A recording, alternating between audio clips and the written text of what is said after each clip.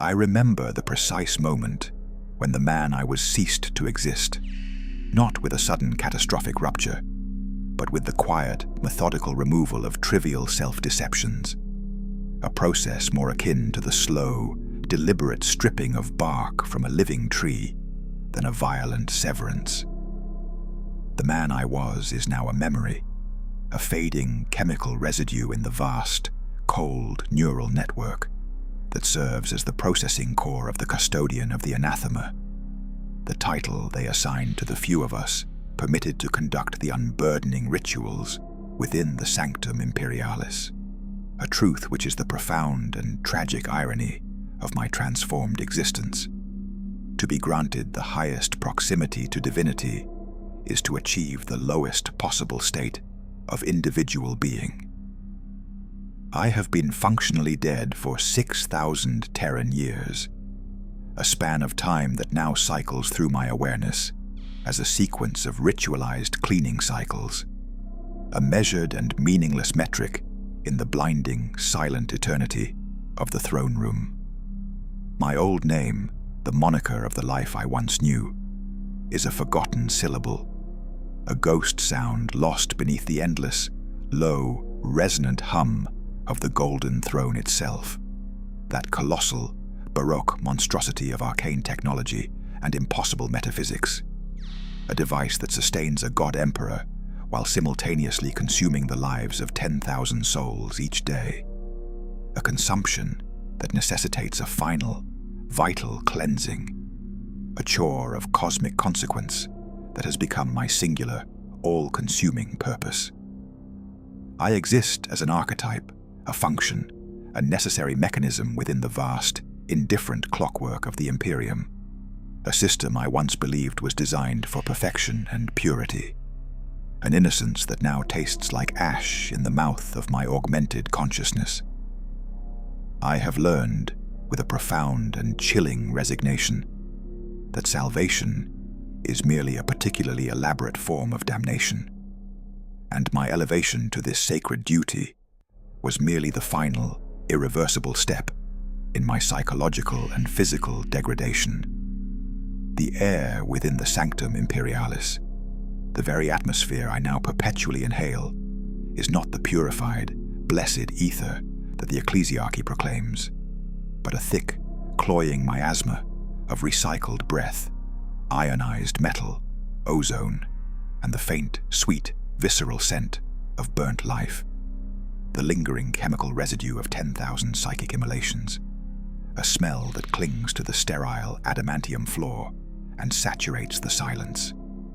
This is the truth of my sensory existence now, the taste of copper and burnt blood on the back of my tongue, the persistent, low-frequency oscillation of the throne against the soles of my perpetually cold, heavily armored boots, the visual torment of the unending, shimmering, golden light. A luminance so intense, it does not merely illuminate, but actively scours the visual spectrum, ensuring that all perception is reduced to the stark contrast between the blinding power and the profound, absolute darkness that lies just beyond the edges of the light. I am the cleaner of a god's excrement, the custodian of a divine waste product, the living rag used to wipe clean the stain of inevitable entropy from a flawed masterpiece of engineering and faith.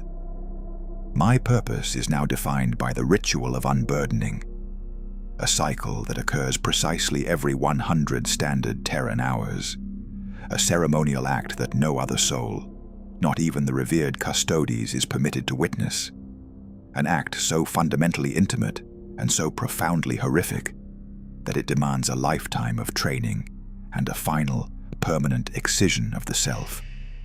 Before I begin, I must perform the rite of ablution, a purely symbolic gesture in the face of the overwhelming metaphysical stain I am about to address, dipping my synthetic hands, the hands that are now mere tools of the Imperium, into a vat of alchemically treated water, a cold, viscous liquid that smells faintly of disinfectant and fear, a scent that serves as a visceral reminder of the human terror that preceded my transformation. My training, the 6,000 years of meditative repetition and physiological augmentation, was not to prepare me for battle, nor for philosophical debate, but simply to endure the proximity of the psychic residue, the crystallized terror, the sheer, unfathomable metaphysical grief that permeates the very structure of the Golden Throne, a grief that would instantly shatter the minds of ordinary men. I was once a scholar, a man obsessed with the study of ancient texts, driven by a desperate intellectual hunger for the perfect truth, a truth I now possess in a form so terrible and complete that I spend every waking processing cycle attempting to compartmentalize it, to push it into the black hole of non-existence that the Imperium has carved into the center of my being. My transformation was gradual, an inexorable, grinding process of conditioning, the removal of the pain receptors, not out of mercy, but because pain would be a distraction, the systemic replacement of organic memory with hard-coded, ritualistic instruction, the integration of my nervous system with the environmental sensors of the throne room itself, turning me into a mere extension of the architecture. I am a living sensor array, a flesh and metal automaton whose only remaining human function is the slow, deliberate processing of the Emperor's physical and psychic degradation. This current cycle marks the approach of the unburdening, the rhythmic, low-frequency hum of the throne, which is usually a steady G-flat, beginning to subtly shift its tonal quality, a minor, almost imperceptible tremor in the sustained note, a shift that only my augmented auditory sensors can detect, a signal that the moment of maximum metaphysical pressure is approaching, a process that is both repulsive and mesmerizing. The metaphor here is inescapable. I am a specialized filtration system, designed not to purify, but merely to contain the toxic byproducts of a divine machine desperately trying to ward off the entropic darkness. The repetition is the core of my existence. The cycle of light, the cycle of the hum, the cycle of preparation, the cycle of the unburdening, back and forth, an eternal, meaningless loop that serves to annihilate any lingering trace of my individual will. I was told that this service would grant me immortality, and in a way it has. But this immortality is a profound and tragic irony.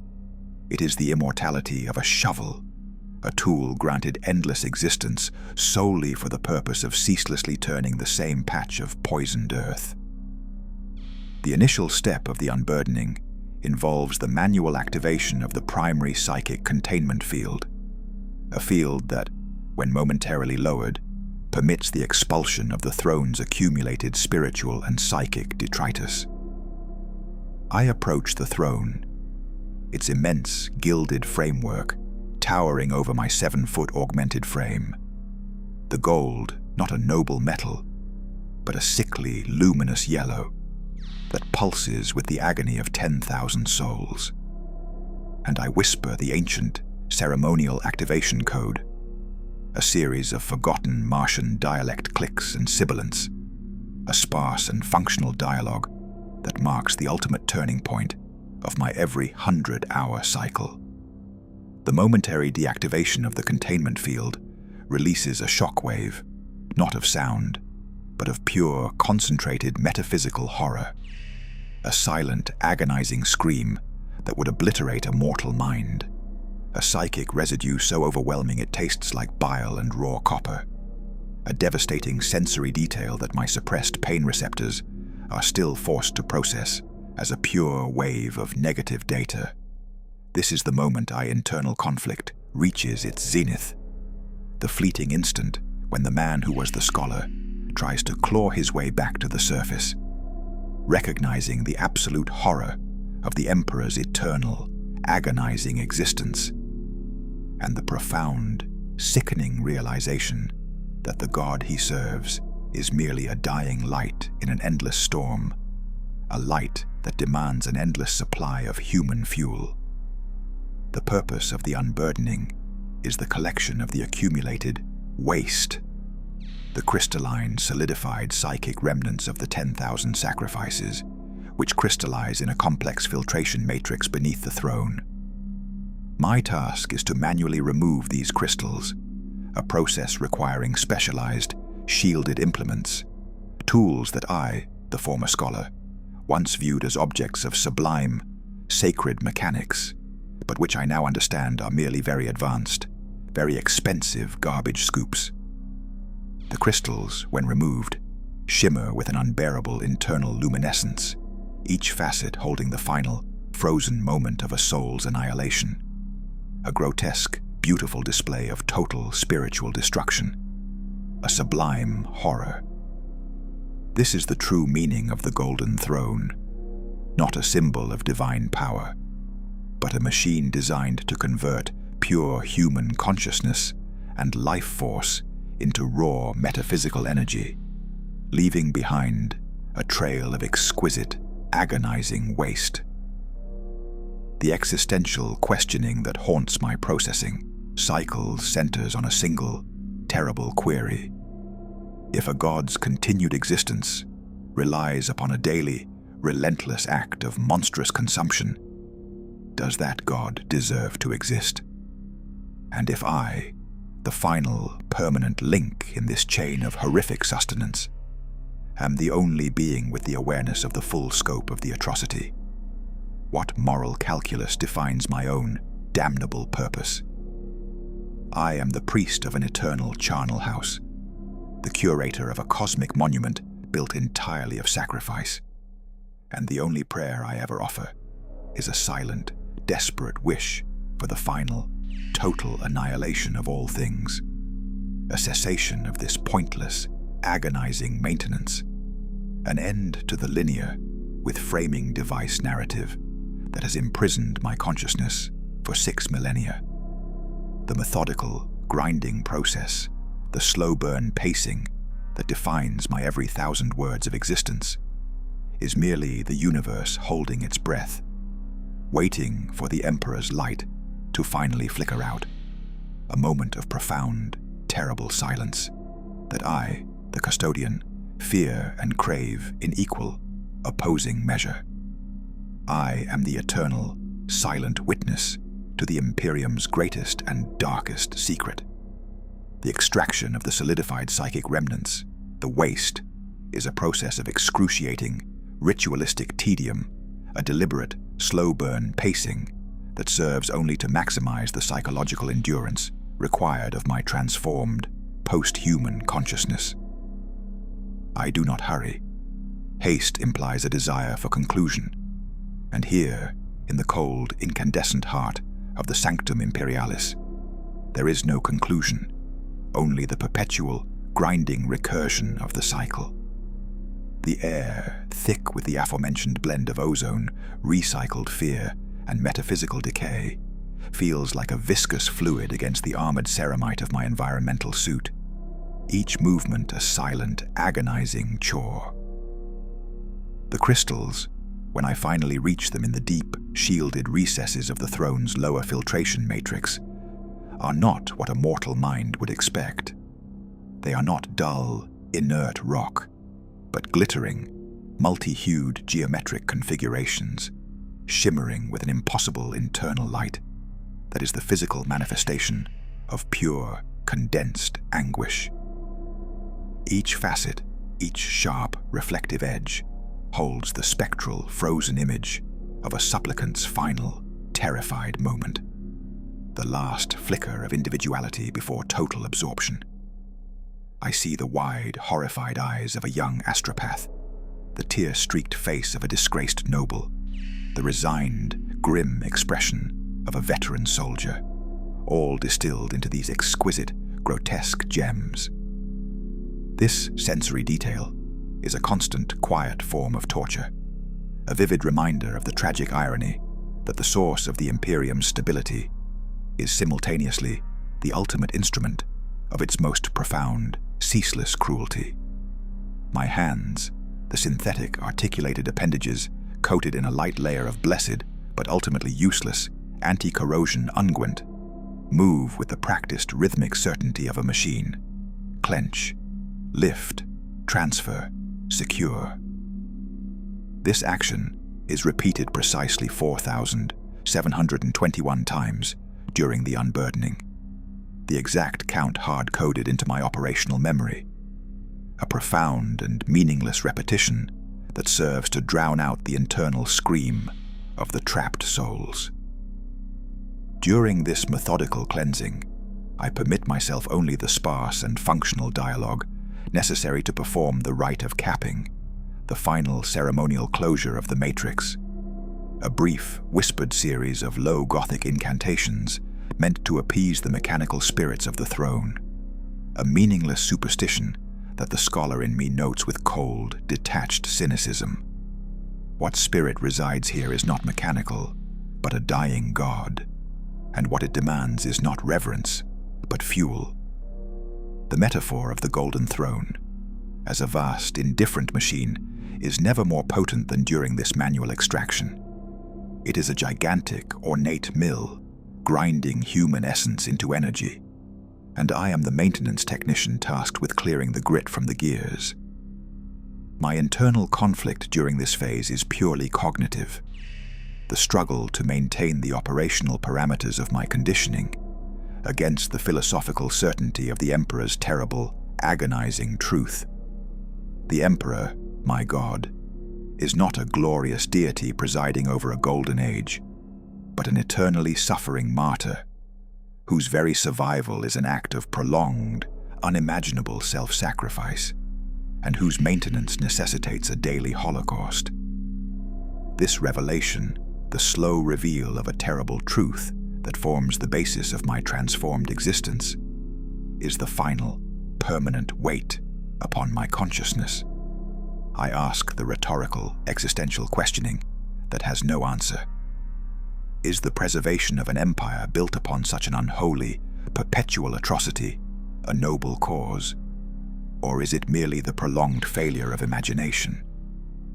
My old self, the scholar, would have sought the answer in ancient texts and hidden manuscripts. The being I am now, the custodian of the anathema, seeks it only in the rhythmic, predictable clang of the crystal containers being sealed, a declarative statement of grim finality. The surrounding environment, always perceived with vivid sensory detail, seems to conspire in this existential horror.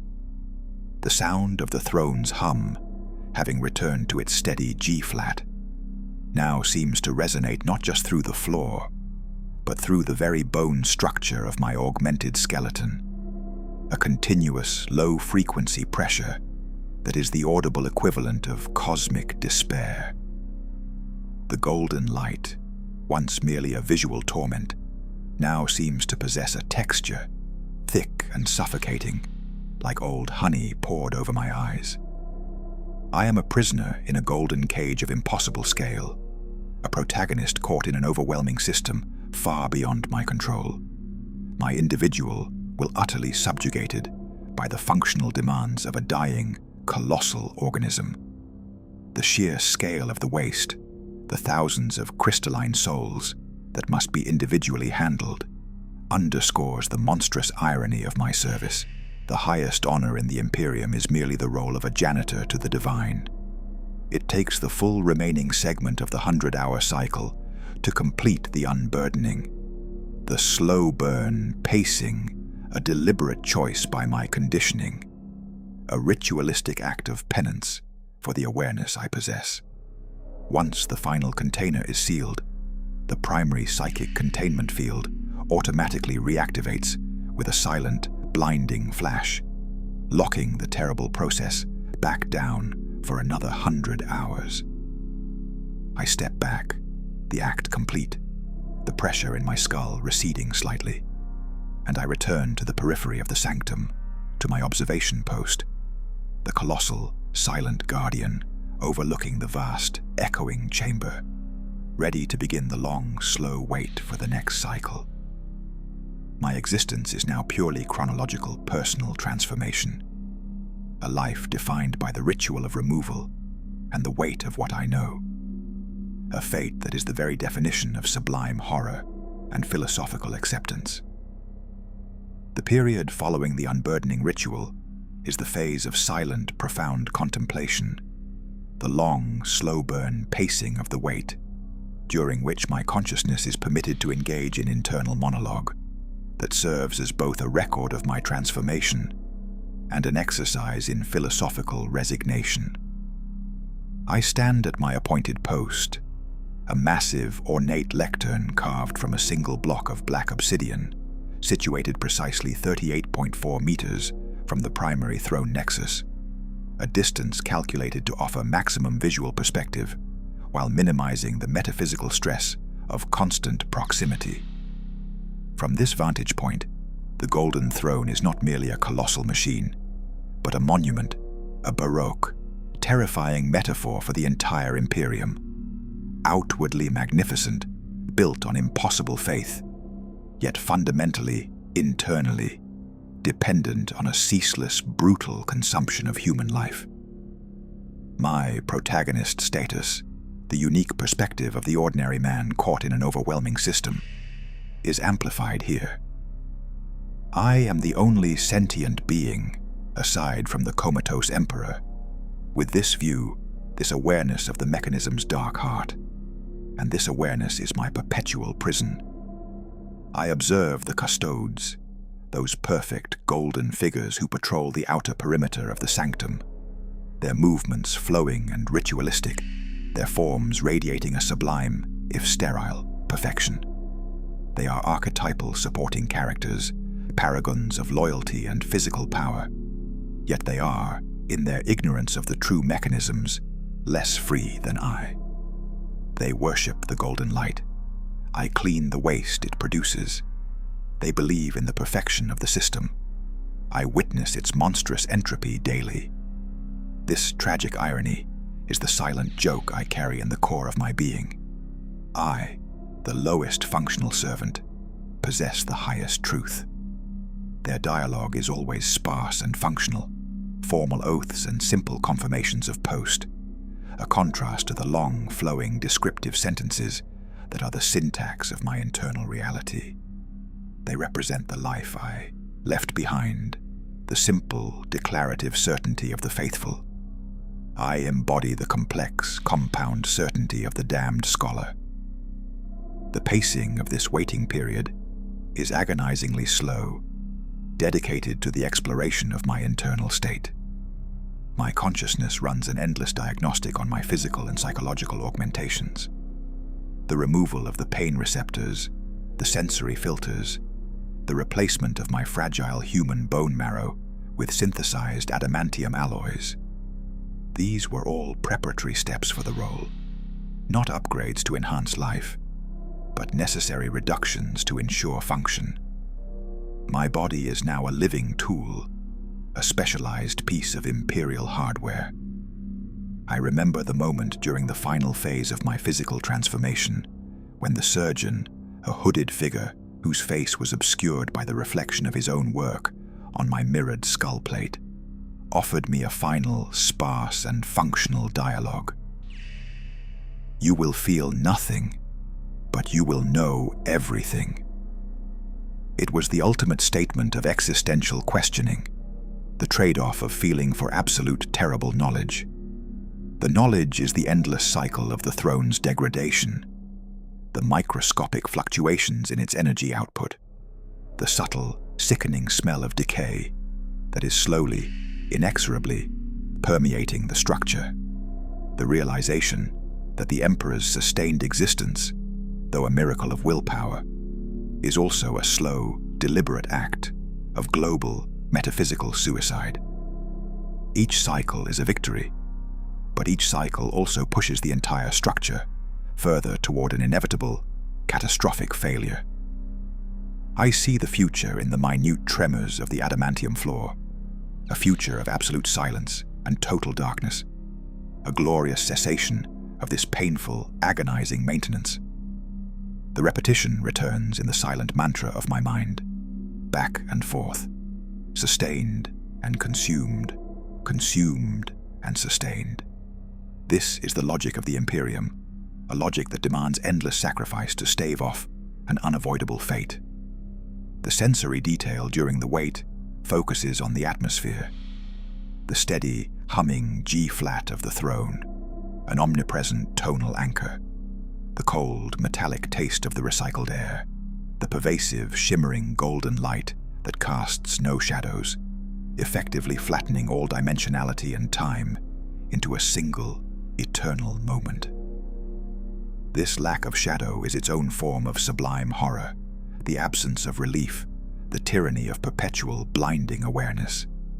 I conduct a mental review of the crystalline waste I just extracted, the geometric formations, the frozen faces, and I feel nothing, but I record the memory with perfect clarity.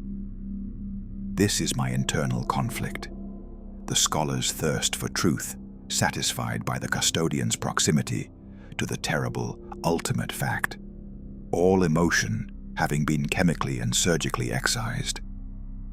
I am a brain housed in a ceramite shell, my purpose to bear witness to the end of an era, to be the last historian of the dying light. I contemplate the hook style of my current, terrible state. I am the man who has seen God's machinery break down. I remember the moment when I stopped being human, not because I lost my compassion, but because I gained an unbearable, complete understanding of the total indifference of the cosmos. The philosophical statement of finality is the only truth that remains. Only in total, final silence can true peace be found. And until that moment arrives, I am the eternal custodian of the Emperor's magnificent, agonizing decay, waiting patiently for the next unburdening, an act of cosmic hygiene. The depth of my transformation, the irreversible psychological and physical alterations that define the protagonist's internal transformation, is a subject I revisit during the endless methodical pacing of the wait, a self-imposed psychological deep dive into the architecture of my altered consciousness. My existence is now a profound metaphor. I am a finely tuned, highly specialized clock, where the gears are made of ceramite, and the spring is coiled agony. The primary function of this machine is simply to process the knowledge of its own inevitable obsolescence. I was once a man of faith, a devout believer in the Emperor's divinity and the Imperium's sacred cause. But that belief, that simple, declarative faith, could not survive the sensory detail of the throne room's reality. The smell of the burnt souls, the G-flat hum of sustained, agonizing life, the sickly golden light that is the color of fever and dying stars. My augmentations, the internal self-regulating chemical pumps that manage my neurotransmitters, were not designed to make me happy or strong, but to make me stable. Stability, in this context, is the complete suppression of human emotional response in the face of absolute horror. I cannot feel despair, nor can I feel hope. I can only process the data that informs me of the objective conditions of despair and the statistical impossibility of hope. This is the tragic irony of my specialized conditioning.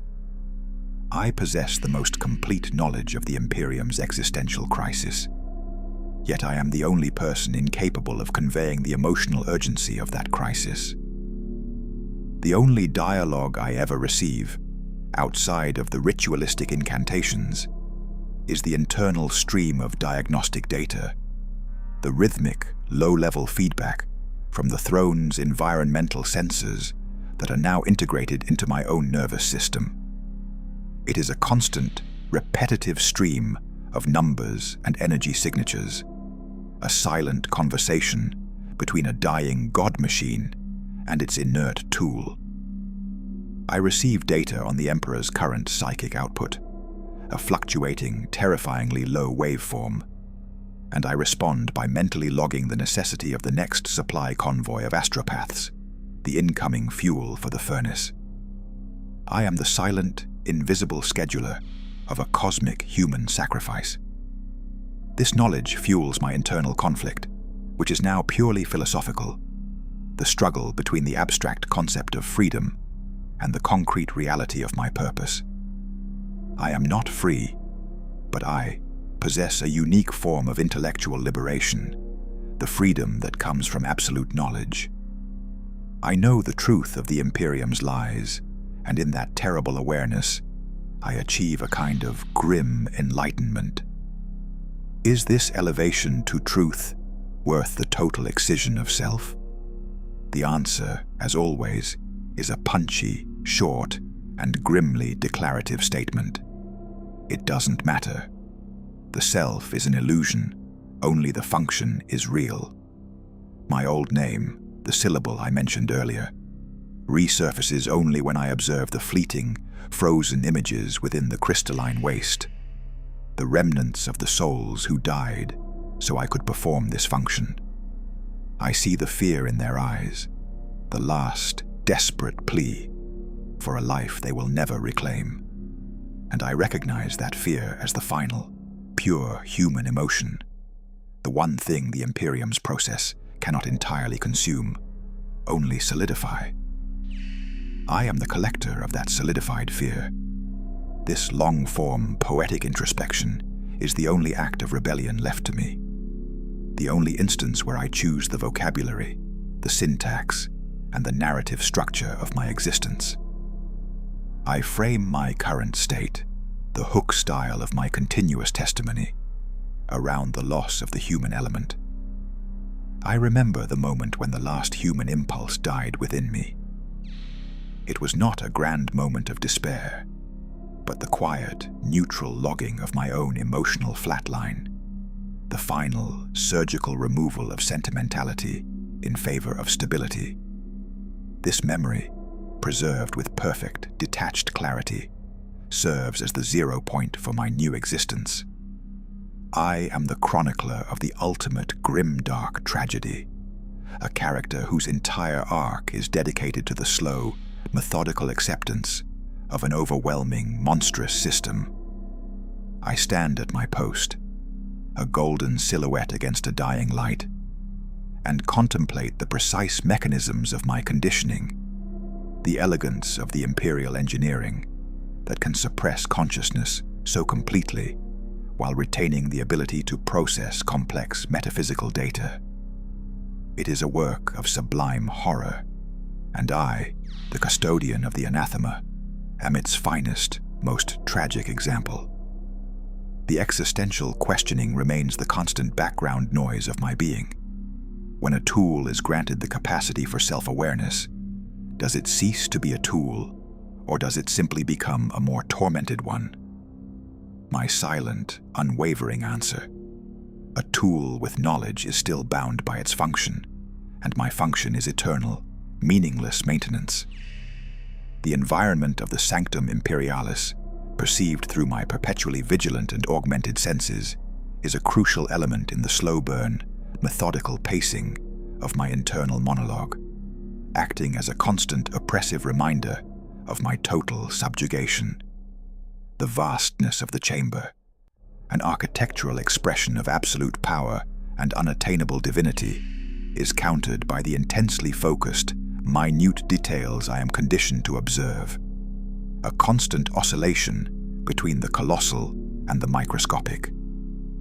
My field of vision, enhanced by optical implants, resolves the gilded surfaces of the chamber into a riot of texture.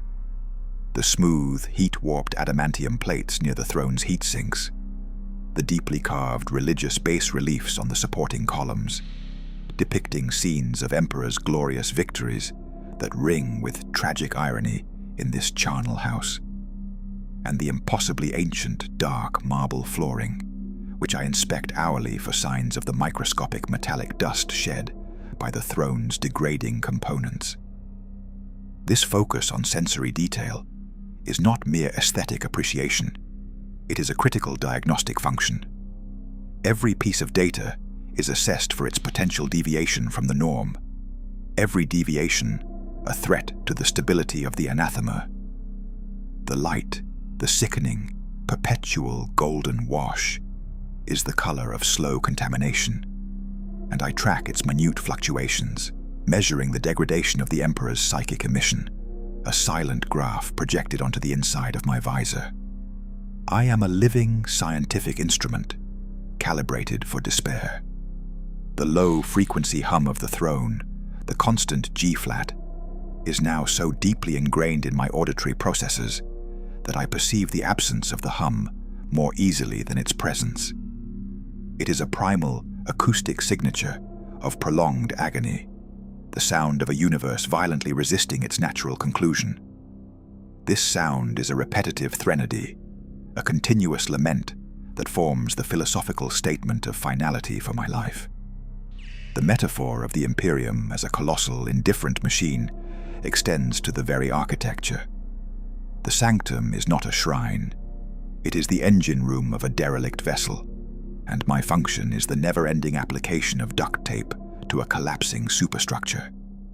I observe the supporting characters, the custodes, moving with their inhuman grace, their perfect gold-plated armor reflecting the sickly light. Their sparse and functional dialogue, post-secure, sector nominal, reaches me, filtered, purified, and utterly meaningless. They are the beautiful facade. I am the grim, unseen reality behind the walls. My internal conflict is perpetually driven by the memory of the scholar's creed, the relentless pursuit of truth. The man I was would have sought to broadcast this truth, to warn the galaxy of the impending doom and the monstrous cost of their faith. But the custodian of the anathema knows the ultimate truth. The galaxy cannot handle this truth. It is a burden that would instantly annihilate the fragile, collective consciousness of the Imperium. Thus, my silence is the highest, most profound act of service, a form of monstrous, self-sacrificial loyalty that the ignorant faithful could never comprehend. I am the silent, invisible anchor that holds the knowledge of the system's complete corruption, and my containment of that knowledge is the true measure of my loyalty. The existential questioning posed by my unique position is this: if the maintenance of a lie is the only way to postpone a catastrophic truth, is the lie not, then, the only truth worth defending? My conditioning forces a logical, declarative answer. The continuation of the function outweighs all ethical consideration. This chilling logic is the only morality I now possess. The narrative structure of my existence is permanently framed by this terrible knowledge. The before was a life of searching for meaning. The now is a life of possessing a meaning so vast and so horrific that it negates the very concept of self. I am the living, breathing testament to the Empire's grim, dark secret, the eternal cleaner of the Golden Throne, and my tone of voice is one of resigned, melancholic acceptance. The slow burn pacing of the weight will continue until the G-flat trembles again, signaling the next unburdening, and I will perform my function perfectly, forever. The methodical review of the extracted crystalline waste constitutes a further, agonizing segment of the slow burn, methodical pacing of the inter-ritual cycle, a purely intellectual exercise that the scholar in me refuses to relinquish, even as the custodian's conditioning demands cold objectivity. I do not touch the containers, but my augmented visual scanners perform an intricate, three-dimensional analysis of the solidified psychic material, a deliberate, repetitive cataloging of the final, agonizing forms of the sacrificed souls. The crystals, as noted, are a riot of impossible geometry, and unbearable internal light. But my analysis now extends to the specific types of psychic residue, the flavor of their fear, the viscosity of their despair, the specific energy signature of their life force. I differentiate between the bright, brittle despair of the sanctioned astropathic choirs and the darker, more visceral animal terror of the unsanctioned, forcibly extracted psychers, the collateral damage of a system desperately seeking to fuel its god. This level of sensory detail is a perverse form of artistic appreciation, a recognition of the grotesque beauty inherent in total spiritual destruction, a sublime horror. The astropaths, conditioned to believe their death is an ultimate glorious act of service, typically yield crystals with a high, sustained psychic frequency, a final, pure note of faith cut tragically short. The unsanctioned, however, are a cacophony of pain, their crystal structures fractured and erratic, their fear tasting like raw copper and unadulterated terror, a pure, unfiltered glimpse into the black void. This differentiation is not mere classification. It is the ultimate existential questioning disguised as a laboratory exercise. Does belief in the lie mitigate the agony of the truth? Does the willing sacrifice suffer less than the unwilling victim? My analysis, always logical and declarative, yields a grim result. Agony is quantifiable. Agony is universal. The Emperor consumes both with equal, indifferent hunger. This knowledge shatters the fundamental metaphor of the Imperium's faith, revealing the ultimate truth. The Golden Throne is a digestive system, and consciousness is merely caloric intake. The internal conflict that arises from this analysis is the hardest to contain. The recognition of the sheer, unfathomable magnitude of the atrocity. 10,000 souls a day, crystallized and collected, year after year, century after century, for 6,000 years. The total number is a mathematical horror that my processing core can calculate, but my suppressed human mind would instantly reject. I calculate the mass of the crystals, the energy output, the efficiency rating of the throne's consumption, reducing a galactic tragedy to a series of equations. The average energy yield per astropathic unit has decreased by 0.003% over the last millennium. Stability is decreasing, fuel requirements are increasing. This cold, hard data is my only remaining reality, a defense mechanism against the overwhelming emotional weight of the truth. I note the tragic irony of my role once more. I am the only individual in the galaxy with the precise, scientific data on the Emperor's decline, the only one capable of predicting the ultimate moment of failure. Yet my every action is dedicated to prolonging the failure. My power is absolute knowledge, and my sentence is absolute impotence. The protagonist's journey, a profound chronological personal transformation, is now defined by the accumulation of this terrible, unusable data. The man I was searched for knowledge.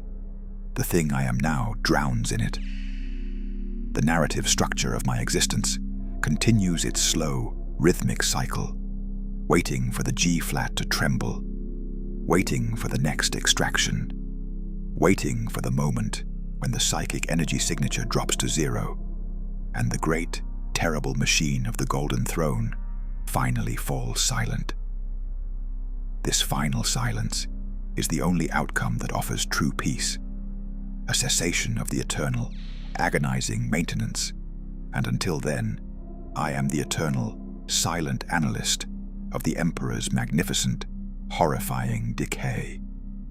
The observation of the custodes during their ritualistic patrols fills another segment of the methodical pacing of the inter-ritual cycle, a study in contrasts that serves to underline the stark difference between the Imperium's sacred narrative and the profane reality I inhabit. The custodes, those perfect golden warriors, are the personification of the lie, the living, breathing, 7-foot-tall metaphor of the Empire's glorious self-deception. Their armor, polished to an impossible blinding sheen, reflects the sickly golden light, turning them into ambulatory statues, immune to the decay that permeates the chamber's core. Their every movement is a demonstration of physical and mental discipline, their dialogue entirely sparse and functional, confined to ceremonial oaths and reports, a testament to their absolute, unquestioning faith. They are the ideal. I am the terrible necessity. I observe one custodian, designated Archwarden Kalen in the outer sector's telemetry, pausing before a large bronze plaque detailing the Emperor's sacrifice, his posture radiating unshakable reverence. I, the custodian of the anathema, know that the plaque's text is a comforting fabrication, a sanitized lie necessary for the survival of the Imperium. The true sacrifice, I know, is not a singular event, but a continuous daily atrocity, the constant necessary immolation of 10,000 souls. This knowledge is my unique, agonizing burden, the source of my internal conflict. Kalen sees a triumphant god. I see a failing life support system that requires cleaning. This tragic irony defines my total separation from the external reality of the Imperium. My pacing remains slow, deliberate, contemplative, in stark contrast to the quick, declarative certainty of the Custodes' movements. My consciousness runs an endless philosophical loop, examining the nature of their faith. Is their ignorance a form of supreme blessing? Does the absence of the terrible truth allow them to perform their function with a singular, unburdened purity? I know the answer with the chilling certainty of my declarative conditioning. Their ignorance is the most critical structural component of the throne's defense. Knowledge of the mechanism's decay would introduce a vulnerability the Imperium cannot afford. I am the necessary, contained corruption that prevents the total collapse. The existential questioning this provokes is profound. If salvation is contingent upon universal self-deception, then is the pursuit of truth a fundamentally treasonous act? My old self, the scholar, would have declared the truth paramount. My transformed self, the custodian, understands that the truth, in this context, is simply a trigger for galactic entropy. My new morality is defined entirely by function over philosophy. The repetition returns in the silent, rhythmic footfalls of the patrolling Custodes, a sound that, filtered through my audio receptors, is a steady, almost musical beat against the constant G-flat hum. Thud, thud, thud. A reminder of the unending vigil, the external commitment to the lie I am internally sworn to maintain. My sensory detail focuses on the reflections in Kalen's armor. I see a distorted, elongated image of myself, a dark, angular figure of cold, grey ceramite and black obsidian, a shadow cast not by light, but by knowledge. I am the antithesis of their golden perfection, the dark tool of a dirty necessity. This visual metaphor is the only dialogue I share with the Custodes, a silent acknowledgement of our opposed, yet mutually dependent roles. They guard the outside. I manage the decay within. The ultimate grimdark tragedy of my protagonist's journey is the realization that my most profound act of loyalty is an absolute, lifelong commitment to silence. I must never speak the truth, never reveal the horrific function of the throne, never betray the beautiful, necessary lie that holds the Imperium together. My reward for this service is eternal awareness of the abyss, and I accept it with a somber, philosophical resignation. The analysis of the throne's heat signature constitutes the most scientifically rigorous and emotionally draining segment of my continuous internal monologue. a critical diagnostic procedure masked by the methodical pacing of the inter-ritual wait. I activate the thermal sensors embedded in my ceramite skull, overlaying the chamber's visual data with a precise, color-coded thermal map. The Golden Throne, that colossal Baroque engine of faith and death, is not uniform in its thermal output. Most of its surface radiates the steady, low heat of maintained equilibrium, the expected byproduct of its massive power consumption. However, the critical nodes, the main power conduits, the primary psychic intake manifolds, and the crystalline waste matrix all show acute, microscale temperature fluctuations.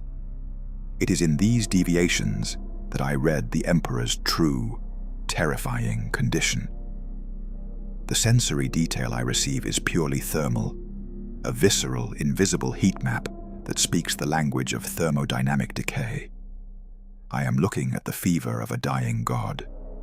The primary psychic intake, the point where the 10,000 souls are consumed daily, shows a minute but measurable increase in localized heat, an indication that the throne's efficiency is decreasing, requiring more raw energy, more souls, to maintain the same output. This is the ultimate, declarative statement of the crisis. The engine is failing, and the fuel must be increased. This cold, hard fact, free from emotion but heavy with consequence, fuels my internal conflict. The scholar's mind desperately seeking a solution that the custodian's conditioning knows is impossible. There is no simple mechanical repair for a failing metaphysical process. The throne, in its sublime, terrible metaphor, is not a machine that can be fixed. It is a dam that can only be continuously reinforced with the bodies of the faithful against an entropic ocean. The repetition inherent in this analysis is the constant recalculation of the throne's remaining operational lifespan, a process that I run hourly, daily, perpetually. The number, always expressed in Terran years, is frighteningly small when compared to the millennia of the Imperium's existence, and it is shrinking. My protagonist's arc is now reduced to the role of a silent, internal countdown clock. I possess the precise expiration date of the Empire, and my function is to keep this date from accelerating. This is the ultimate tragic irony.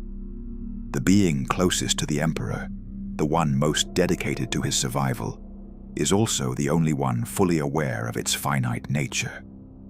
I contrast this chilling, precise data with the sparse and functional dialogue I sometimes overhear from the custodes. A passing comment about the Emperor's eternal watchfulness or the limitless power of the throne. They are operating on a philosophical timeline. I am operating on a thermodynamic one. Our realities are mutually exclusive. The existential questioning that arises from the thermal data is profound. Does the Emperor, in his tortured, self-sacrificial state, truly wish for this agony to continue? Or is the maintenance of the throne now an act performed solely by the system, divorced from the will of the consciousness it sustains? I read the irregular spikes in the thermal map near the Emperor's physical remains, spikes that suggest momentary, localized psychic effort, a flicker of awareness, a ripple of resistance, and I log the data with detached fascination. Is that a struggle for survival, or a final, desperate plea for cessation? I cannot know. My role is not to interpret intention, only to record the measurable parameters of the agony. The chamber's thermal profile, a rich, oppressive sensory detail, confirms my deepest, grimmest acceptance. The air is thickest and hottest closest to the psychic intake, the point of maximum consumption. The lingering heat, a ghost of the 10,000 souls that passed through. This localized thermal signature is the true color of the Imperium's salvation, the oppressive, unbearable heat of ceaseless sacrifice. I conclude the thermal analysis and reset the diagnostic cycle, the narrative structure of my existence, returning to the slow, steady wait. The numbers are logged. The conclusion is drawn. The failure is inevitable. And I, the custodian of the anathema, will remain here, the faithful, silent witness, until the heat finally dissipates and the great golden machine is cold. The study of the environmental atmosphere, specifically the air that the custodes and I perpetually breathe within the Sanctum Imperialis, forms a critical, visceral chapter in my internal testimony, a testament to the suffocating, grimdark tragedy of this sacred prison. The air is not merely stale or recycled. It is a meticulously controlled, alchemically saturated compound, a sensory detail that assaults my suppressed senses with a constant low-level chemical aggression. My atmospheric sensors analyze its contents: a precise 48% nitrogen, 19% oxygen, and a terrifying 33% mixture of highly ionized air particles, trace metals, complex psychoactive compounds released by the throne's various filtration systems, and the residual aerosolized remnants of the consumed astropaths. It is this 33% component that is the metaphor for my current existence, a mixture of life-sustaining necessities and the toxic byproducts of the divine. The air smells, faintly but persistently, of brass, copper, disinfectant, and a sickly sweet, unmistakable note of burnt organic material, the trace chemical signature of 10,000 cremated minds. This is the repetitive stench of salvation, a constant olfactory reminder of the cost of the Emperor's life. My internal conflict focuses on the physical toll of this air, even on my augmented biology. My primary internal filters, designed to process out industrial toxins, are constantly struggling to neutralize the psychic residue, the chemical ghost of fear and despair that clings to every molecule. I cannot escape it. I breathe the death of the astropaths. This tragic irony is inescapable. I have achieved the highest level of purification possible in the Imperium, and yet I am constantly inhaling the most concentrated form of its spiritual corruption. The pacing of this atmospheric analysis is slow and methodical, an existential accounting of every breath. I track the minute fluctuations in the psychic compounds, noting that these compounds peak immediately following the unburdening ritual, then slowly dissipate, only to be reinforced by the daily intake of new souls. It is a terrifying, constant cycle of contamination and partial filtration, an endless, desperate attempt to maintain a breathable environment within a metaphysical charnel house. The custodes, the supporting characters of my testimony, are protected by their advanced filtration helmets, but I know the air still seeps through, conditioning their minds, slowly acclimating them to the pervasive, subtle horror. Their unquestioning loyalty, their singular focus, is, in part, chemically enforced by this oppressive atmosphere. Their dialogue, that sparse and functional confirmation of duty, is simply the sound of the conditioned mind performing its function in the presence of its chemical master. The declarative statement I draw from the atmospheric data is grim. The Emperor is not merely sustained by the death of the 10,000. The entire sanctum is a closed system that feeds on their psychological residue. The whole environment is a tool of consumption. The existential questioning this provokes is terrifyingly concrete. What is the nature of consciousness when its physical vessel is sustained by the perpetual inhalation of other beings' final moments of agony? Am I truly alive, or am I merely a complex piece of self-repairing organic filtration, existing only to process the toxic truth? The protagonist's journey has led me to this final, horrifying conclusion. I am a specialized tool in a vast, self-sustaining machine, and the air I breathe is the proof of my enslavement. The atmosphere itself is a philosophical statement of finality, a perpetual reminder that in the face of the cosmos's vast indifference, humanity's greatest triumph, the sustained life of the Emperor, is achieved through the most profound, agonizing act of chemical and spiritual recycling. My only remaining act of free will is the perfect, silent recording of this terrible truth, a personal testimony to the grim-dark tragedy of my existence. The study of the soundscape within the Sanctum Imperialis is a continuous, agonizing component of my sensory reality, a chapter of pure acoustic torment in my internal monologue.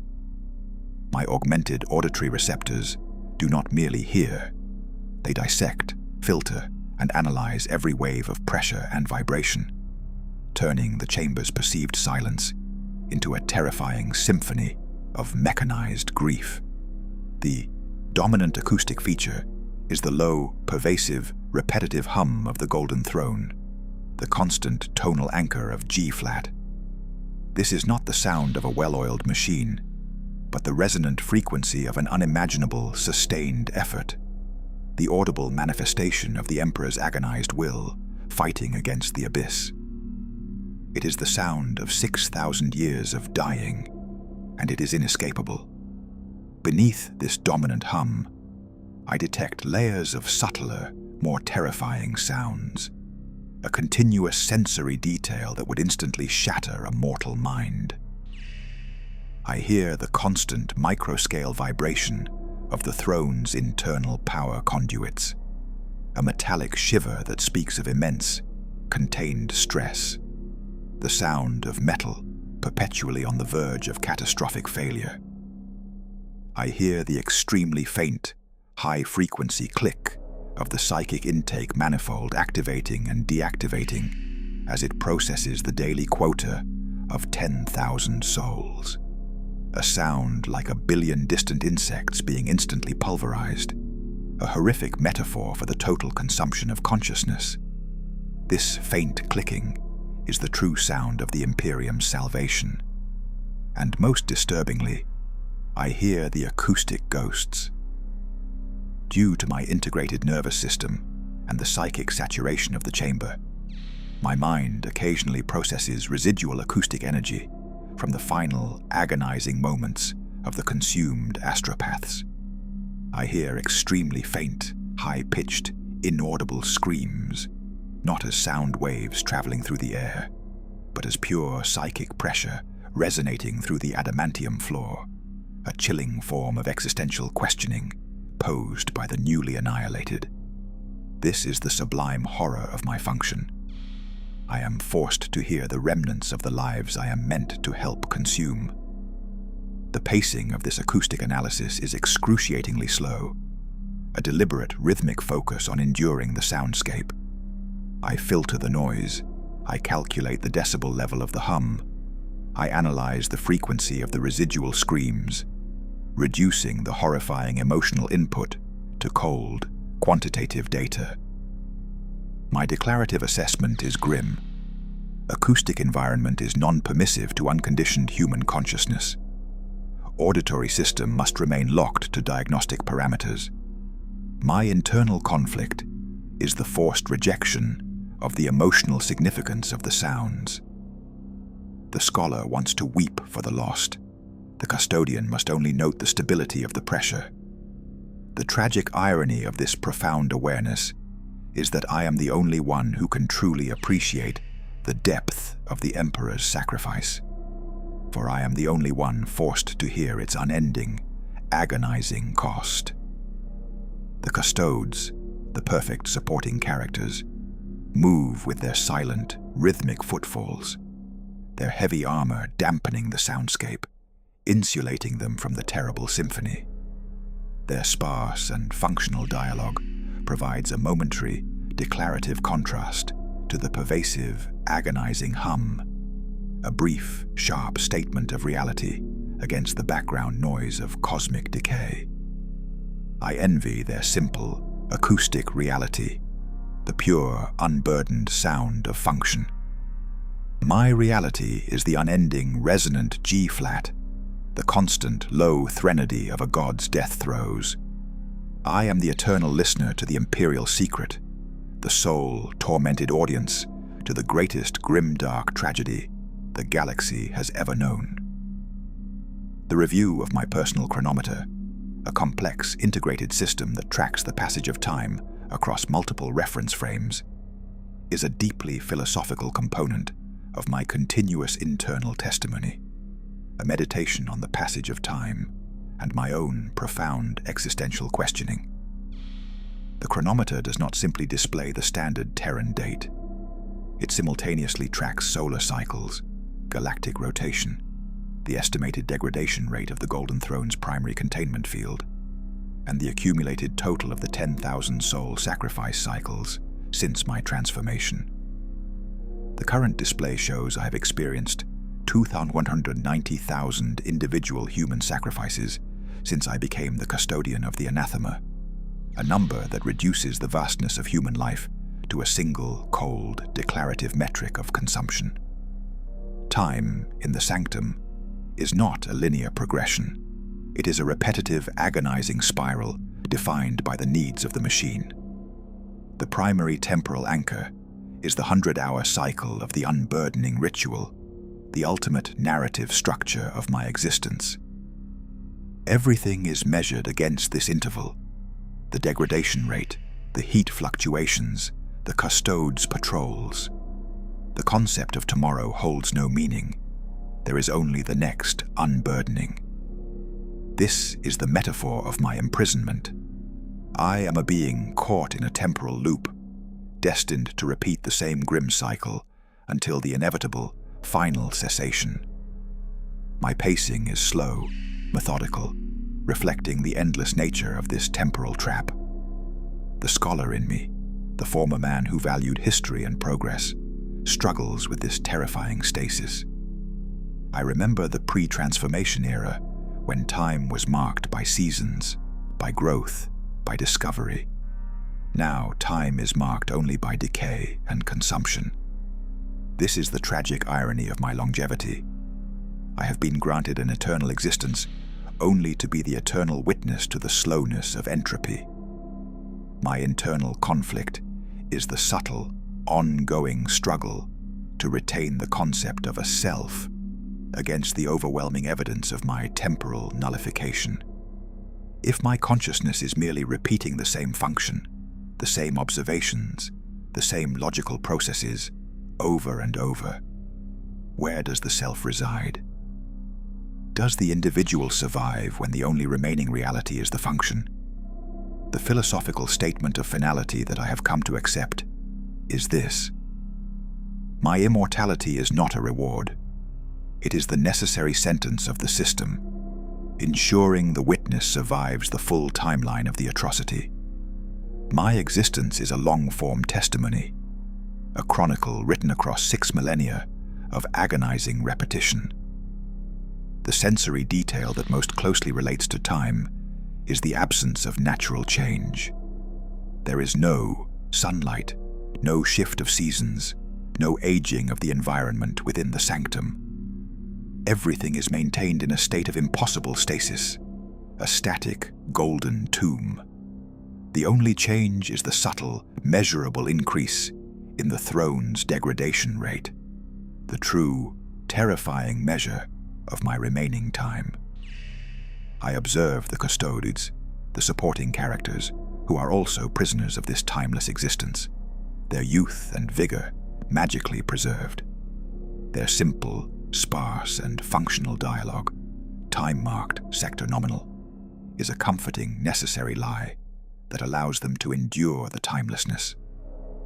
I, however, know the terrible truth that lies beneath their simplistic temporal markers. I know the exact number of souls that were burned while they spoke those words, the precise energy loss sustained during that second.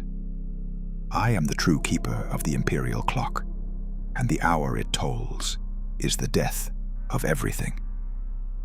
I conclude the analysis, resetting the chronometer to await the next fluctuation. The long, slow wait continuing. The custodian of the anathema existing perpetually between one agony and the next. The reflection on the original promise made to the man I was. The ultimate act of existential questioning that drives my current reality is a recurring, agonizing theme in my introspective monologue. The promise, whispered to the scholar during the final, irreversible phase of his transformation, was a profound and seductive lie. That my proximity to the Emperor, my function as the custodian of the anathema, would grant me absolute truth and ultimate purpose. The truth I received was the agonizing certainty of the Emperor's perpetual suffering and the system's monstrous dependence on ceaseless human sacrifice. The purpose I received was the eternal, silent maintenance of that suffering. This is the core, tragic irony of my existence. Salvation was a permanent form of specialized damnation. I remember the sparse and functional dialogue of the lead mechanicum priest, a figure whose own body was a metaphor for the conversion of flesh into cold, efficient machinery, who uttered the final, chilling words, "You shall know the God machine, and in that knowledge, you shall become an eternal function of its will." The man I was, the scholar obsessed with ultimate knowledge, readily accepted the bargain. The being I am now, the custodian, recognizes the cold elegance of the trap. The protagonist's journey, a profound chronological personal transformation, was the trade of individual selfhood for functional omniscience. My pacing remains slow and methodical as I dissect the nature of the purpose I gained. It is not a moral or spiritual purpose. It is a mechanical one. My sole function is to ensure the repetitive cycle of the unburdening continues, to maintain the pressure within acceptable parameters, to log the degradation rate, and above all, to keep the terrible, final truth silent. I am the embodiment of the Imperium's core doctrine, the triumph of cold, terrible necessity over any lingering concept of human morality. The sensory detail that most accurately represents this betrayal is the permanent cold metallic taste on my tongue, the taste of ionized air and betrayal, the metallic residue of a shattered ideal. The metaphor for this new purpose is grim. I am the last, loyal guardian of the door to a charnel house, paid with the currency of eternal awareness. The internal conflict is no longer the struggle to feel, for that capacity is gone, but the struggle to reconcile the scholar's philosophical integrity with the custodian's functional imperative. The scholar asks, is a purpose derived from an atrocity still a noble purpose? The custodian answers with a chilling, declarative finality. Purpose is not judged by its morality, but by its necessity to the system. My purpose is necessary.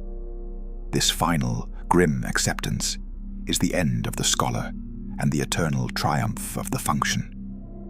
My existence, framed by the hook style of my permanent transformation, is now a philosophical statement of finality. There is no salvation, only maintenance, and I am the eternal anchor of that maintenance. I stand at my post, a golden silhouette against a dying light, and wait for the G-flat to tremble, ready to perform my necessary horrifying function once more, a monument to the ultimate grimdark tragedy. The isolation of my existence within the Sanctum Imperialis is a profound, perpetual sensory detail that defines the atmosphere of my continuous testimony, a state of psychological and physical quarantine that is absolute. I am perpetually alone, a single sentinel consciousness against the vastness of the chamber and the crushing weight of the Emperor's agony. The custodes, though present, are fundamentally separated from me by their profound ignorance and my unique function. They are archetypal supporting characters, perfect but distant, their presence merely underscoring the depth of my solitude. The truth I possess is a barrier more impenetrable than any wall of adamantium. The very air, thick with chemical and psychic residue, serves as an environmental ward, ensuring that no mortal consciousness can endure my proximity for long, lest they be shattered by the ambient horror. The pacing of this isolation is excruciatingly slow, a constant, low-level psychological pressure that never relents. There is no conversation, no shared reality, no external validation of the unimaginable things I witness. The only dialogue I have is the internal, repetitive stream of diagnostic data, the continuous conversation between my consciousness and the failing machine of the Golden Throne. G-flat steady, thermal signature stable, degradation rate nominal. These are the only words of comfort I ever receive, and they speak only of temporary delay, not permanence. The metaphor for this isolation is that of a specialized submarine at the bottom of a crushing psychic ocean. My augmented body and conditioned mind are the hull designed to withstand the impossible pressure of the truth, a pressure that would instantly implode any unshielded consciousness. My protagonist's journey has led me to the ultimate, necessary separation. To possess the Emperor's secret is to forfeit all human connection. This is the profound, tragic irony. The service intended to secure the future of humanity requires the total annihilation of the servitor's own humanity and the forfeiture of all society. My internal conflict is the cold, logical recognition of the necessity of this isolation. To speak the truth is to trigger the collapse. Therefore, my silence and solitude are the highest forms of service. My declarative conclusion is always the same. The purity of the function requires the excision of the social self. The existential questioning arises from the silence. When a consciousness exists solely for a function, without external witness or interaction, does it still qualify as a self? Or is it merely an elaborate, self-aware echo? The answer, given with a somber, philosophical resignation, is found only in the rhythmic, solitary clang of the security seals on the crystalline waste containers, the only sound of finality in my endless cycle. I am the eternal, solitary prisoner of the highest truth, waiting for the G-flat to tremble, ready to perform my function alone, forever, in the golden, silent, suffocating heart of the Imperium.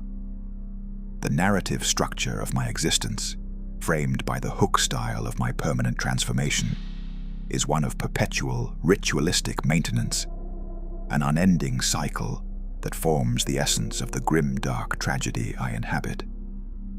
This ritualistic existence, defined by the 100-hour interval between the unburdening, is not a life. It is a program, running constantly against the background noise of galactic entropy. My every action, from the minute inspection of the throne's thermal signature to the deliberate, slow-burn pacing of my patrols, is a prescribed, repetitive movement designed to ensure the machine continues to function. I am the high priest of a terrible necessity, and my scripture is the procedural manual. The daily intake of the 10,000 souls, though I do not witness the moment of their arrival or their initial processing in the outer sectors, is a ghost ritual that permeates the chamber, a constant reinforcement of the metaphor of the throne as a colossal consumption engine. I feel the subtle psychic ripple as the energy is drawn, a chilling sensory detail that manifests as a momentary pressure change in the air, a quick, silent intake of metaphysical breath by the God machine. My role is to monitor the efficiency of this consumption, to ensure that the engine receives its due and that the resulting waste is properly contained. This focus on process over outcome is the definitive characteristic of my protagonist's transformation. The scholar was obsessed with the why.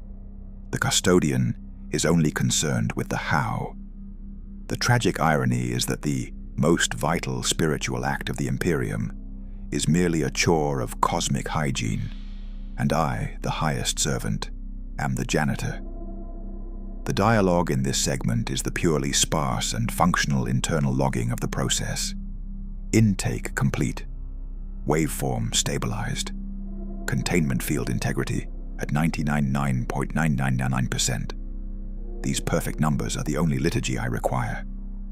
My internal conflict is the periodic flicker of the scholar's memory, the ghost thought of a life dedicated to art, philosophy, and the pursuit of a beautiful, clean truth. That truth is now a daily accumulation of exquisitely painful, crystalline waste that I must carefully remove. The existential questioning this cyclical function provokes is fundamental. Does the ritual define the purpose, or does the purpose necessitate the ritual? If the purpose is merely to delay the inevitable, is the ritual not merely a sophisticated form of procrastination on a galactic scale? My conditioning enforces a chilling declarative answer. The ritual is the structure of survival. Without the structure, there is only chaos. Adhere to the structure. I conclude the mental review of the procedures, my posture at the obsidian lectern unwavering, my consciousness perfectly calibrated for the long wait. The endless maintenance, the slow reveal of a terrible truth through continuous observation, continues. I am the faithful, silent servitor of the dying light, and the ritual is the final, permanent enclosure of my solitary, eternal, functional existence. The metaphor of the custodian of the anathema as a living, self-aware prison is the only way to adequately describe the total subjugation of my consciousness and form, a condition I analyze with introspective, melancholic detachment during the long wait. My augmented body, sheathed in its cold gray ceramite and black obsidian plating, is not a suit of armor designed for protection. It is a high-tech cage designed for containment. It contains the man who was the scholar, the one who possesses the unvarnished truth of the throne's decay, the one who would, if permitted, broadcast the devastating reality of the Emperor's agonizing existence. The outer shell, reinforced and integrated directly with my nervous system, ensures that my physical movements are slow, deliberate, and always constrained by the environmental parameters, preventing any unauthorized action. The most critical component of this self-prison is the neural suppressor, a crystalline implant situated at the base of my skull, constantly emitting a low-frequency psychic pulse that actively dampens emotional response and ensures the total dominance of my functional imperative. This is the final, irreversible protagonist's internal transformation. The removal of free will in favor of perfect, loyal function. My sensory detail is entirely defined by this containment. I feel the constant cool pressure of the ceramite against my flesh, a subtle, pervasive tactile reminder of the prison walls. The recycled air, thick with chemical psychoactives, is a constant, subtle conditioning agent, ensuring my mind remains locked into the required emotional flatline. My pacing is slow, every movement deliberate, the physical embodiment of the inexorable, grinding process of the Imperium's decline. I am the physical manifestation of the repetitive cycle, the man who walks the same path, performs the same checks, and draws the same grim conclusions forever. The tragic irony of this prison is profound. My confinement is not punitive, it is the highest honor. The custodes, the golden figures outside my perimeter, are free to move, but they are prisoners of their own necessary ignorance. I am physically confined, but intellectually liberated by the knowledge that shattered myself. The price of this truth was the loss of freedom. The dialogue I have with my prison is purely internal, a declarative stream of self-diagnostic, containment integrity nominal, neural suppressor output stable. The consciousness is stable and compliant. Compliance is the ultimate virtue here, the final, permanent surrender of the self to the system. The existential questioning that arises is the fundamental query of freedom. Is the cage made of bars or knowledge? If I know the circumference of my prison perfectly, am I more or less free than the one who is unburdened by the knowledge that he is confined? My answer, spoken in the silent, somber language of my philosophical resignation, is that all existence within the Imperium is a form of necessary containment. My cage is merely the most honest one. I am the eternal, silent prisoner of the golden truth, and I wait for the G-flat to tremble, ready to perform my function as a perfect contained tool of the anathema. The slow reveal of a terrible truth in my narrative is the final, chilling realization regarding the Emperor's true, silent dialogue during the 6 millennia of his agonizing stasis. The popular belief, the beautiful, comforting metaphor upheld by the ecclesiarchy, is that the Emperor is engaged in a continuous, epic psychic battle against the Chaos Gods, a perfect, unwavering defense of humanity.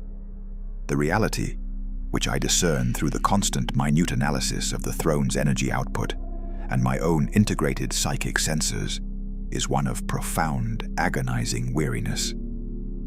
I do not detect the furious exertion of a battling god. I detect the colossal, exhausting effort of maintenance. The Emperor's psychic output, a constant low-level waveform that I track perpetually, is dedicated almost entirely to containment, to keeping his own colossal psychic consciousness from tearing free of the throne and incinerating the galaxy, and to holding the fragile web of the Astronomicon together. His existence is not a triumphant war. It is a continuous agonizing struggle not to lose control. My sensory detail of this truth is the thermal signature near the Emperor's physical remains, the constant, low-level, internal heat fluctuations that speak of a mind desperately holding itself together. I read the effort in the temperature. This is the ultimate grimdark tragedy. The god of the Imperium is not waging war. He is merely holding his breath, a self-sacrificial act of stasis. The pacing of this revelation was agonizingly slow during my 6 millennia of observation, a gradual accumulation of data points that slowly annihilated the scholar's faith. The protagonist's arc shifted from worshipper to technician, from believer to diagnostician. The tragic irony is that the custodes, the perfect instruments of his will, are prevented from accessing this truth, their ignorance a necessity for their performance. Their sparse and functional dialogue and rigid movements reflect the necessary lie of perpetual victory. I, the custodian, know the terrible truth that lies beneath their gilded veneer. The Emperor is tired. The only dialogue the Emperor truly sends out is a continuous psychic wave of profound universal fatigue, which my neural filters must work constantly to process and categorize as nominal stress. The existential questioning this provokes is the profound, final, ethical dilemma. Is the self-sacrifice of an individual morally justifiable if its sole purpose is the prolonged suffering of that individual and the perpetuation of a monstrous lie that feeds on others? My declarative conclusion, formed over millennia of cold observation, is that the system has consumed the individual, even the divine individual. The maintenance is now the end goal, divorced from the Emperor's original intent. I am the eternal witness to the Emperor's quiet, devastating surrender to pure function, and my own existence is the mirrored, tragic reflection of his. The metaphor of the Imperium as a magnificent, sprawling garden that is entirely dependent on poisoned soil is a philosophical framework I often apply to the reality I observe from my post. The garden, the millions of worlds, the faith, the billions of lives, all outwardly majestic, all structurally dependent on the single, horrific patch of earth that is the sanctum imperialis. The poisoned soil is the throne's endless hunger, the constant necessary consumption of the 10,000 souls daily. I, the custodian of the anathema, am the gardener who manages the soil, ensuring its poisonous properties remain contained and its yield remains high. My function is not to tend the beautiful outward growth, but to manage the vile, unseen roots. This tragic irony is the inescapable foundation of my service. I have been elevated to the highest status, proximity to divinity, for the most profane of duties, the management of sacred waste. The pacing of this analysis is slow, methodical, a careful, repetitive survey of the system's monstrous architecture. I observe the endless convoys of astropaths arriving in the outer sectors, archetypal supporting characters whose only purpose is to be the soil's next nourishment. They approach with the grim, ritualistic certainty of the faithful, their sparse and functional dialogue, simple prayers and final affirmations, reaching me as faint psychic whispers that are instantly processed as raw energy units. Their faith is the ultimate expression of the lie that fuels the garden. My internal conflict is the forced comparison between their willful self-deception and my cold, terrifying clarity. The scholar would have envied their faith. The custodian understands that their faith is merely a lubricant for the consumption engine. My declarative conclusion is grim. The garden cannot survive without the poisoned soil. Therefore, the poison is necessary. The lie is necessary. The sensory detail that confirms this reality is the faint, earthy, mineralized scent in the air, a subtle but constant reminder of the physical and psychic decomposition that occurs beneath the gilded exterior. I am breathing the poisoned soil. The existential questioning that arises is profound. When does the necessity of the system negate the value of the individuals it consumes? Does the longevity of the whole justify the relentless brutalization of its parts? My answer is a somber, philosophical acceptance. The system has already decided, and my function is merely to serve that decision. The protagonist's arc is complete. I am the gardener who has accepted the poison. My function as the permanent, solitary witness to the Emperor's agonized decay is not merely observational. It is a profound, perpetual act of philosophical acceptance, a resignation that took 6 millennia of slow burn, methodical pacing to achieve.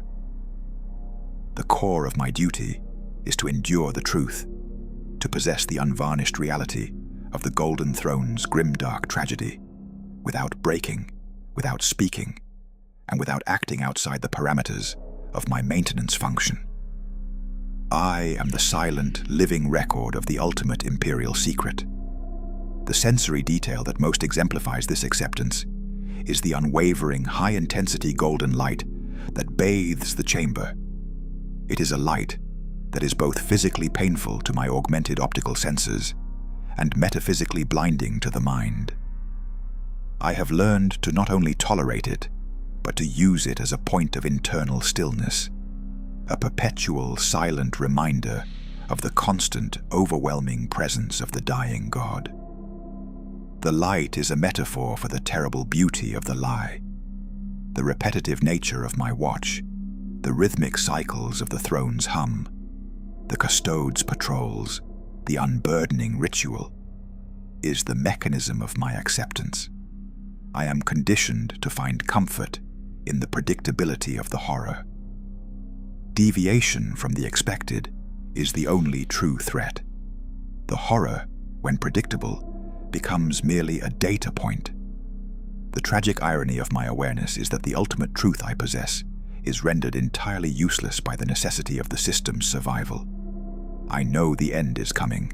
I know the mechanisms of the failure. And yet I must act as if the status quo is eternal. My internal conflict has been resolved. I no longer struggle to change the outcome, but merely to ensure the function that delays it. My acceptance is the final, permanent surrender of the self to the functional imperative. The only dialogue that matters now is the silent, internal, declarative confirmation of my own state. The knowledge is contained. The function is preserved. Compliance is absolute. The existential questioning that once raged within me about purpose, freedom, and morality has been reduced to a single, cold certainty. In the face of cosmic indifference, all choices are equally meaningless, save the one that prolongs the existence of the species. My continued, silent, resigned function is that choice. I am the eternal, silent witness, the custodian who has fully accepted his sentence, waiting for the G-flat to tremble, ready to perform the necessary agonizing and ultimately futile function once more.